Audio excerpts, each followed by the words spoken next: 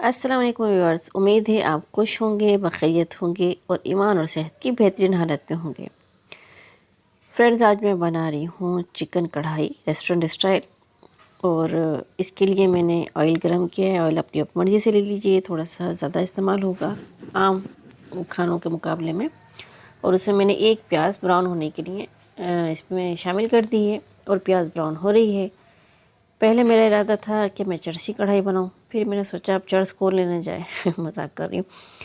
तो बस ये कढ़ाई मुझे बहुत पसंद है, आप ट्राई कीजिएगा, आपको अच्छी लगेगी। ये प्याज ब्राउन हो गई है, इसमें मैंने चिकन शामिल कर दी है और उसमें लहसुन अदरक का पेस्ट भी एक एक चमचा लहसुन अदरक का पेस्ट है वो भी शामिल करके उसको थोड़ा भूना है।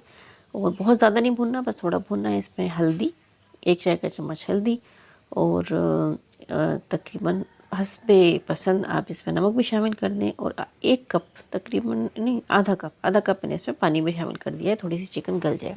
लहसुन और नमक प्याज के साथ चिकन थोड़ी देर पकेगी। चिकन तकरीबन आधा किलो लिए, आप ज़्यादा भी ले सकते हैं। मेरी फैमिली के लिए काफ़ी थी एक वक्त के लिए, तो मैंने इतनी ली है। अब देखिए इसमें थोड़ा सा पानी, तकरीबन 5 से 8 मिनट तक मैंने इसको हल्दी नमक के साथ और आधा कप पानी के साथ इसको पकाया था। चिकन का अपना पानी भी था, तो ये पक चुका है। इसके अंदर अब थोड़ा थोड़ा पानी बाकी है, तभी मैंने इसमें तकरीबन 2 बड़े टमाटर और 2-3 हरी मिर्च काट कर इसमें शामिल कर दी। और साथ एक चाय का चम्मच या अपनी पसंद के मुताबिक पिसी लाल मिर्च और एक चाय का चम्मच पिसा धनिया इसमें शामिल कर दिया। हल्दी और नमक हम पहले शामिल कर चुके थे। और फिर मैंने इसको ढककर तकरीबन 8 से 10 मिनट पकाया है। अब देखिए इसका पानी सूखने के करीब आ गया है।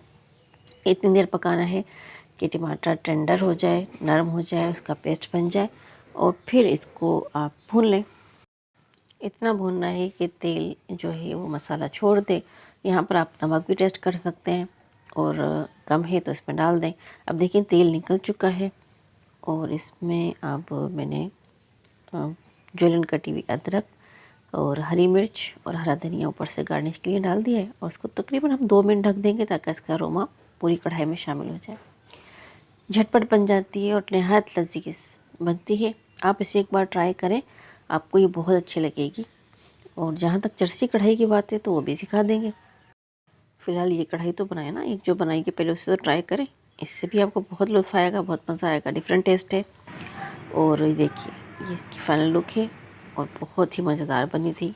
आप नान चपाती से आप इसको खाएं और साथ में रायता और सलाद हो तो बस वल्लाह लुत्फ़ आ जाएगा। जल्दी से बनाएं। अपना बहुत सा ख्याल रखिए। अल्लाह हाफिज़।